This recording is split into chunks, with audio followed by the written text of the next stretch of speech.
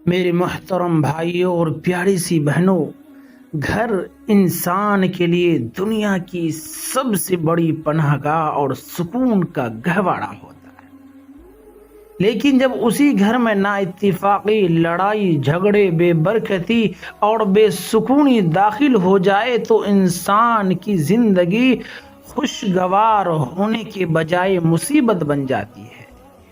انسان روپیہ پیسہ تو کما لیتا ہے، لیکن اپنے ہی گھر میں چین کی سانس نہیں لے پاتا۔ آج ہم یہ جاننے کی بھرپور کوشش کریں گے کہ آخر ہمارے گھروں سے وہ برکت، الفت اور پیار کیوں ختم ہوتی جا رہی ہے جو ہمارے بزرگوں کے دور میں ہوا کرتی تھی۔ اسی لیے آج ہم 5 ایسی چیزوں کو جانیں گے جن کے کرنے سے ہمارے گھر میں چین اور سکون اور روپیہ پیسہ اور سکون کی بارش برسے گا انشاءاللہ تبارک و تعالی۔ قرآن مجید میں اللہ تبارک و تعالی کا ارشاد ہے، وَمَنْ أَعْرَضَ عَنْ ذِكْرِي فَإِنَّ لَهُ مَعِيشَةً ضَنْكًا، اور جو شخص میرے ذکر سے منہ موڑے گا یقیناً اس کے لیے معیشت اور زندگی تنگ کر دی جائے گی۔ اس آیت پر غور کیجئے، جب ہمارے گھروں سے اللہ کا ذکر ختم ہو جاتا ہے، جب نمازوں کی پابندی چھوٹ جاتی ہے اور جب گھروں میں گناہ اور فضولیات داخل ہو جاتی ہے تو برکت کے فرشتے اس گھر سے رخصت ہو جاتے ہیں، اور جہاں سے رحمت کے فرشتے جاتے ہیں وہاں شیطانی اثرات اور نا اتفاقی اپنا ڈیرا جما لیتی ہے۔ لیکن گھبرانے اور مایوس ہونے کی بالکل ضرورت نہیں ہے، کیونکہ قرآن پاک میں اور سنت نبوی میں ہر مسئلے کا حل موجود ہے۔ اگر انسان سچے دل سے توبہ کرے اور اپنے گھر کا ماحول دینی سانچے میں ڈھالنے کی کوشش کرے تو بچھڑی ہوئی محبتیں دوبارہ لوٹ آتی ہیں اور بے برکتی کا خاتمہ ہو جاتا ہے۔ میرے پیارے اور محترم سامعین، جب ہم اپنے گھروں میں الفت اور سکون واپس لانا چاہتے ہیں تو ہمیں نبی کریم صلی اللہ علیہ وسلم کی مبارک سنتوں اور قرآنی ہدایت کی طرف لوٹنا ہوگا۔ علماء کرام نے قرآن و حدیث کی روشنی میں ایسے 5 عظیم الشان اعمال بتائے ہیں جن پر عمل کرنے سے گھر کا ماحول چند ہی دنوں میں بدل جاتا ہے۔ پہلا عمل، گھر میں داخل ہوتے وقت سلام اور تسمیہ، یعنی السلام علیکم اور بسم اللہ الرحمن الرحیم۔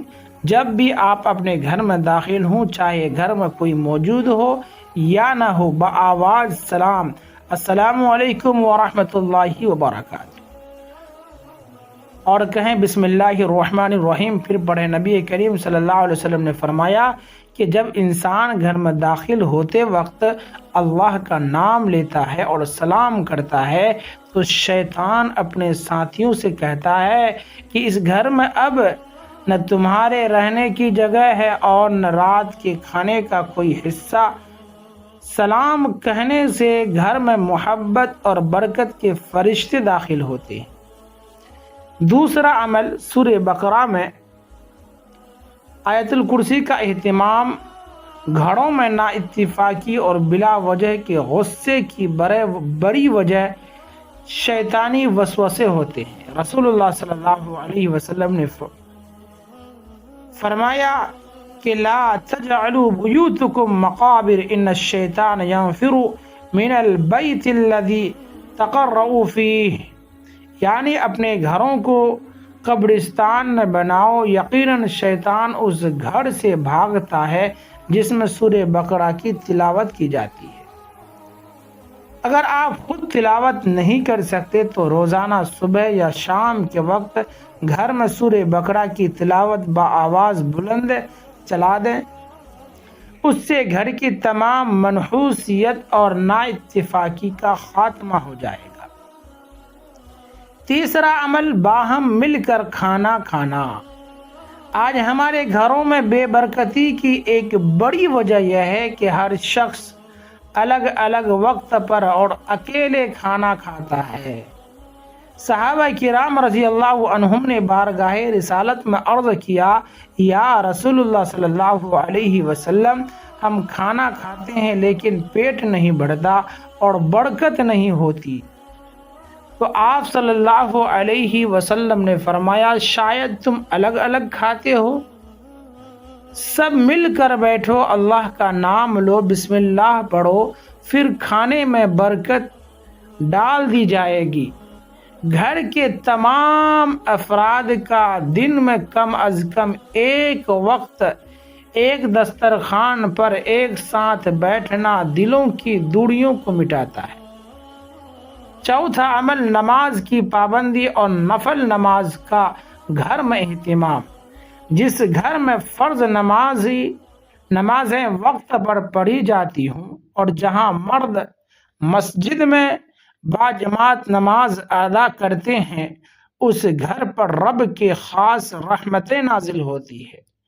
اس کے ساتھ ساتھ اپنے گھروں میں سنن اور نوافل پڑھنے کا اہتمام کریں۔